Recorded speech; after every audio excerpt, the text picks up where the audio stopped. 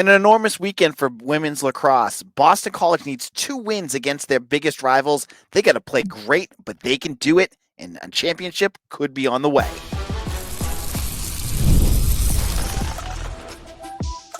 You are Locked On Boston College, your daily podcast on the Boston College Eagles. Part of the Locked On Podcast Network, your team every day. Hello, everyone, and welcome. This is Locked On Boston College, your team every day. I'm your host, AJ Black, and this is a special edition of Locked On BC. I usually talk a lot about football, but on today's show, I'm going to talk about baseball, and I want to kick it off by talking about the best team on campus, BC Women's Lacrosse, who need 2 wins for a national championship. So let's kick this off. BC Women's, lacrosse, but we're going to just call them lacrosse for now. They play on Friday afternoon at 5 o'clock against Northwestern, the team that they beat last year to win the national championship, and the team that beat them for a national championship the last year. This is an enormous game.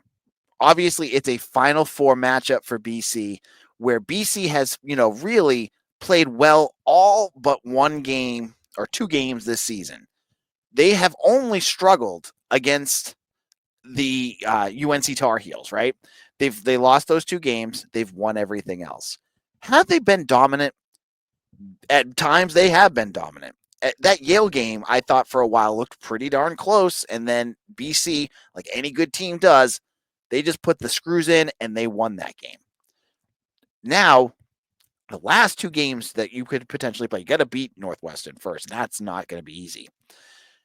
But you are playing 2 of the best teams that you've played all year. It could be Northwestern and UNC. You'll have to see if UNC wins their game. But you look at what BC women's lacrosse has done this year, and it's crazy to think that you're looking at a team that has 2 losses, and you're saying to yourself, they're not that as dominant as they've been. This team has been great.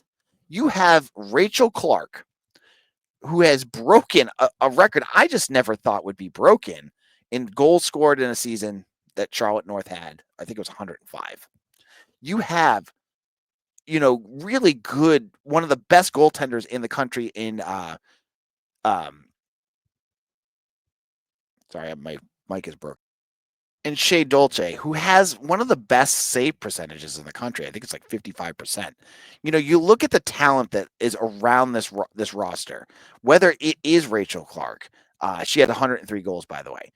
You have Shea Baker. She had 40 caused turnovers, 96 control ball draw controls, and 31 ground balls. She's the defender of the year. So you look at like the talent this team has from scoring. Rachel Clark. Boom, and you've got other talent, obviously, around her, too. I don't want to, leave out, Emma Lapinto and some of the other players that have been there. You have the defense, and then you have a great goalie. Women's lacrosse here really is one of the best teams on campus. And I want to say this, too. I do mention women's lacrosse a lot. Unfortunately, for just the way things work, it doesn't get a ton of interest out there. And I believe there is a ton of interest out there, just the way things work. Football seems to just get more, so that's why I talk about football more. This is the way that kind of show that this show works. But I heard what you guys said. I wanted to make sure that I did a special episode that did include some women's lacrosse talk. Because, when you have Acacia Walker-Weinstein as your head coach, who, when you're talking greatest head coaches in BC history, you got Jerry York. You've got some of your older hockey coaches. I'm sure you guys will bring up some that I don't know. And please, you can yell at me if you want. Acacia Walker-Weinstein is right there. She has made Boston College a blue blood program, one of the best in the country. And she does it year in, year out. You lose Charlotte North, who was a transcendent player, one of the most recognizable women's lacrosse players of all time. You lose her to graduation. You bring in Rachel Clark, and I believe she was for Virginia, right? You bring her in, and she's breaking Charlotte North's record.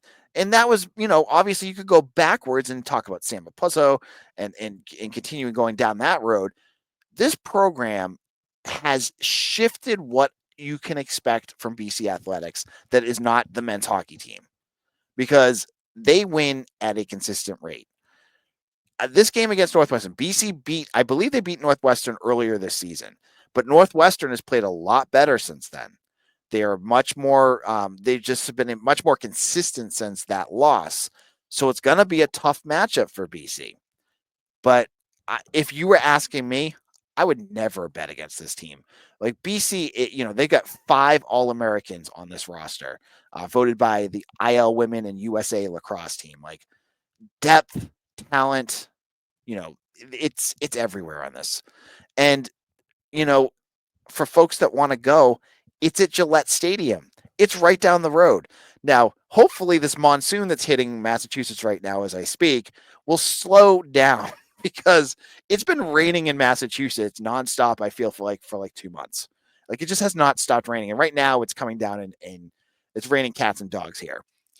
Hopefully the weather will be nice so that everyone around here that lives around the Massachusetts area can get to Gillette and watch this game tomorrow. It's supposed to stop raining around like 10 o'clock. So it'll still probably be kind of damp, but at least it won't be raining. My prediction, I think BC wins this. And how great if they win this game and they get that third rematch against UNC. You know how hard it is to beat a team 3 times, especially a BC team like this? It's darn near impossible.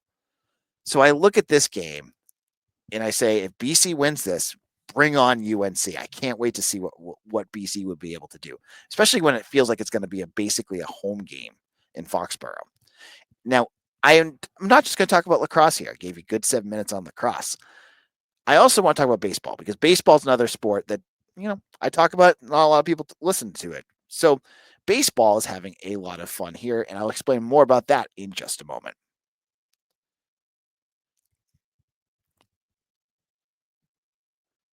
The NBA playoffs are in full swing, and every night delivers highlight-worthy performances, major momentum shifts, and can't-miss moments. Whether it's a game-winning shot or breakout player, there's never been a better time to get in on the action. FanDuel makes it easy to stay in the game before tip-off and live. With player props, performance trends, and same-game parlays, fans have more ways than ever to play in smart and win big. Hey, you guys have called me a hater because I said the Knicks were going to lose against Indiana, and I took the Indiana Pacers money line on FanDuel, and I took Indiana Pacers at +4, hit both of them. That's what I'm saying. I think it's going to be a great series, though. Yeah, what a game that was. I can't believe the Knicks lost that.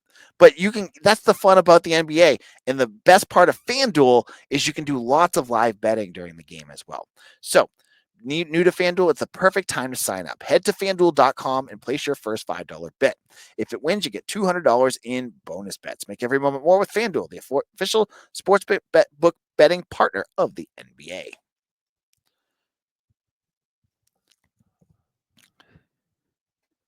Welcome back to this special edition, your second show of the day of Locked On Boston College. I'm your host, AJ Black, and we are talking about 2 sports that I don't usually get a chance to talk a lot about. We just talked about lacrosse, but I also want to talk about baseball because right now, baseball is on a tear in the ACC tournament, and it's been a lot of fun to watch. Now, they started the ACC tournament off against Notre Dame, who was one of the hottest teams in the conference. And it just, to me, it looked like, well, here things go. This is where things end. BC goes out in this game and they get some clutch pitching, especially late in the game. And they win against the Fighting Irish. They knock them out. And basically the best part of this game was that BC winning against Notre Dame basically could have pushed them out of the tournament. They might have knocked Notre Dame out of the NCAA tournament. Gavin Soares, what a pitching performance by him. He pitched, I think it was 4+ innings. And after they lost the lead, then they got some clutch hitting, and it all ends with a great clutch hit by Patrick Roach, he's had an excellent ACC tournament because I think he had like 3 RBIs or 3 stolen bases. I forget what it was in the second game against UVA. So BC wins that first game. Now, and the part I love about all of this, these games are starting at like 10:30 at night. So I have a writer that covers these because I got to tell you, I'm not staying up till 1 in the morning watching BC baseball. I'll watch the tape. I'll watch the DVR in the morning, but I'm not staying up live. But they're all exciting games because then the next night you jump out to a quick lead against UVA. You see the lead kind of fall apart, and then you get some big hits at the end, and again more pitching. And I believe it was a freshman in this game that got BC to the quarterfinals. Something I have to say I think no one expected. This they won 12-8 against UVA, and it was some big pitching by Cesar Gonzalez, who was just completely lights out. And more big hits in the end. Josiah Ragsdale had a big one at the end of this game. So right now, BC is a 500 team. People keep asking, are they going to be a tournament team? They'd have to win. I would say they're probably going to win at least 2 more to get there. Their losses, some of those losses that they had where they just kind of fell apart at the end of the season is brutal. But what I would say here, yes, they may not be a tournament team, but they've been really fun. They've been a fun team to watch right now, and they're improving. That's the key for BC right now. If you look the difference between 2024 and 2025, this team is better. They're getting better.